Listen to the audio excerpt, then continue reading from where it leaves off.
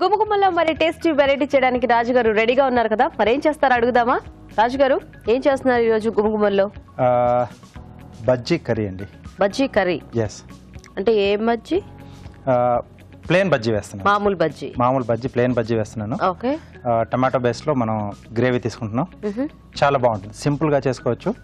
కొంచెం అంటే బజ్జీ కూడా యాడ్ అవుతుంది కదా, శనగపిండితో చేస్తాం కాబట్టి అడిషనల్ గా టేస్ట్ యాడ్ అవుతుంది. సో ఇది రోటీతో కానీ లేదా రైస్ తో రెండితో చాలా బాగుంటుంది. ఓకే.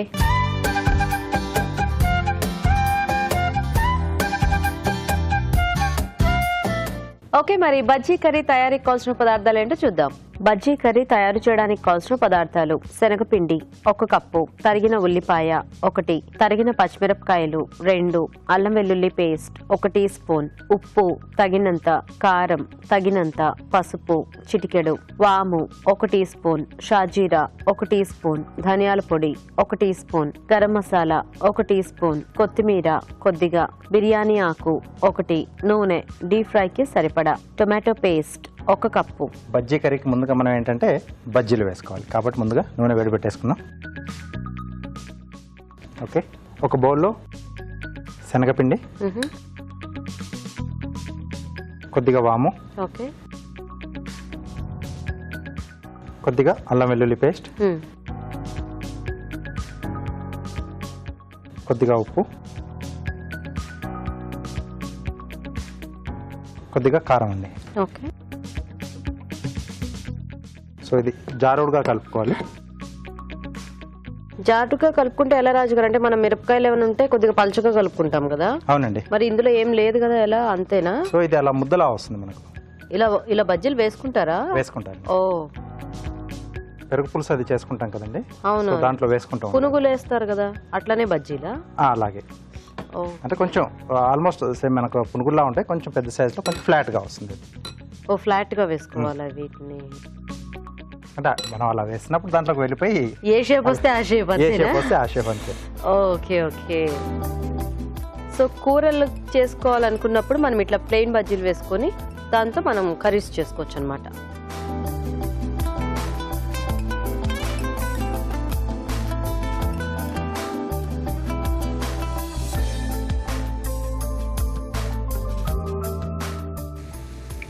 ఓకే. సో కొంచెం మనకి ఇలా. ఓకే. సో దీనికి ఏంటంటే మనకు పర్టికులర్ షేప్ అంటూ ఏముండదండి. సో ఆయిల్ లోపలికి డిప్ అయిన తర్వాత అది ఎలా అలా వస్తుంది. కాకపోతే ఇట్లా అంటే చేతితో వేస్తే ముద్దలు ముద్దలుగా పడుతుంది, ఇలా స్పూన్ వేసుకుంటే బెటర్ ఏమో. అంటే మరి ముద్దలా ఉన్నా కూడా అది కొద్దిగా లోపల వేగపోయినా మనకు కొద్దిగా పచ్చి పచ్చి ముందుగానే, అంటే శనగపిండి కాబట్టి కొంచెం ప్రాబ్లం కూడా వస్తుంది. సో ఇలా ఫ్లాట్ గా అయితే కొంచెం మనకి ఫాస్ట్ గా కూడా వేగుతాయి, అంటే కొంచెం లోపల వరకు కూడా బాగా వేగుతుంది. ఓకే. సో ఇవి వేగితే మనం కర్రీ స్టార్ట్ చేయొచ్చా? ఇది అటువైపు మార్చేసుకొని మనం గ్రేవీ రెడీ చేసుకుందాం.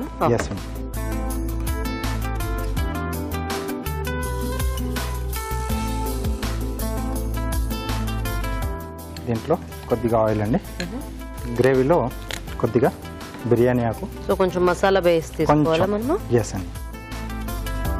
కొద్దిగా షాజీరా, ఓకే, ఉల్లిపాయ ముక్కలు,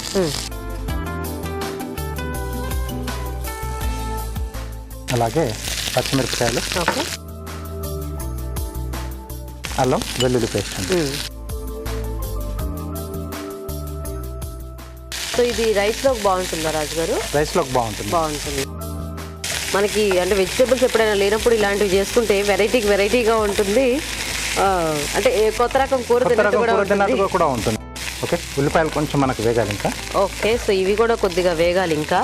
సో ఇవి రెండు వేగుతుంటాయి కాబట్టి ఈలోగా మనం లేట్ చేయకుండా ఒక మంచి చిట్కా చూద్దాం.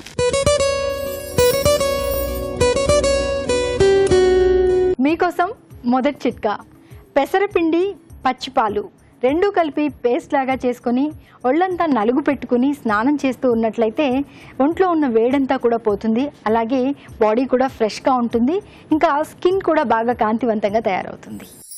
ఓకే, సో ఆనియన్ వేగిపోయిందండి. దీంట్లో టొమాటో పేస్ట్,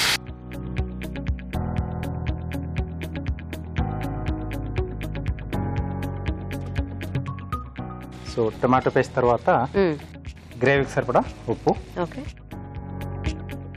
కారం,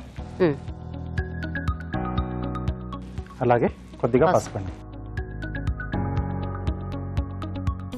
సో ఇలాంటి బజ్జీ లాంటి వాటికి ప్లెయిన్ గ్రేవీ అయితేనే బాగుంటుంది కదా, అంటే మసాలాస్ కంటే కూడా, ఎందుకంటే అది కూడా డీప్ ఫ్రై చేస్తున్నాం కాబట్టి మరీ హెవీగా అయిపోతుంది. అవును. సో అలా కాకుండా కొంచెం ఇలా సింపుల్ గా తీసుకుంటేనే బాగుంటుంది. కొద్దిగా కోఫ్తా లాంటి వాటికి అయితే ఆ మసాలా బేస్ కూడా బాగుంటుంది, కానీ కొంచెం ఇలా బజ్జీలకి పునుగులకి ఇట్లాంటి వాటికి మనకి ఆ టొమాటో బేస్ అయితేనే. టొమాటో లేదు అంటే దీంట్లోనే కొంచెం ఆనియన్స్ కూడా వేసేసి బాయిల్ చేసి పేస్ట్ చేస్తే అది కొంచెం డిఫరెంట్ గా ఉంటుంది. ఏదైనా వెజిటబుల్ కాంబినేషన్ అయితే వీటికి బాగా సెట్ అవుతుంది. అవునండి, మసాలా గ్రేవీ కంటే కూడా. నైస్. కొద్దిగా ధనియాల పొడి, కొద్దిగా గరం మసాలా, కొద్దిగా వాటర్ ఇస్తారా?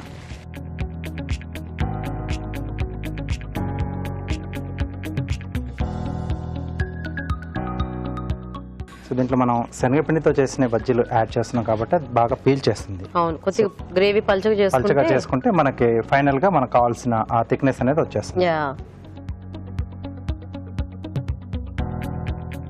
దీంట్లోనే కొత్తిమీర,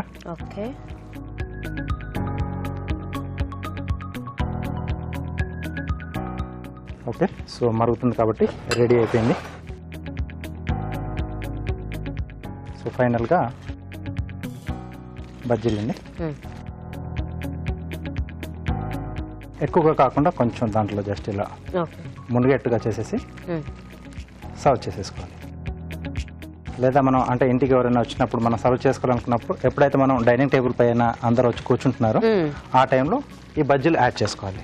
సో మనం ఎక్కువసేపు గ్రేవీలో ఉంచేసినా కూడా బజ్జీలు ఊడిపోతాయి కాబట్టి సర్వ్ చేసుకునే ముందు బజ్జీలు యాడ్ చేసుకుంటే కొద్దిగా మనకు కావాల్సినట్టు కొంచెం క్రిస్పీగా కొద్దిగా సాఫ్ట్గా అట్లా ఉండి టేస్టీగా ఉంటుంది. కొంచెం ఆ బజ్జీ తిన్న ఫీల్ ఉంటుంది, లేకపోతే మళ్ళీ బజ్జీ గ్రేవీ మొత్తం కలిసిపోతుంది కాబట్టి ఈజీగా విడిపోతుంది.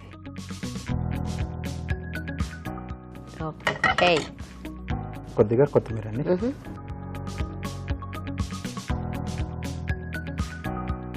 ఓకే, సింపుల్గా బజ్జీ కర్రీ రెడీ అండి. ఓకే, మరి వేడివేడిగా బజ్జీ కర్రీ రెడీ అండి. టేస్ట్ చూసే ముందు తయారీ విధానం ఇంకోసారి చూద్దాం.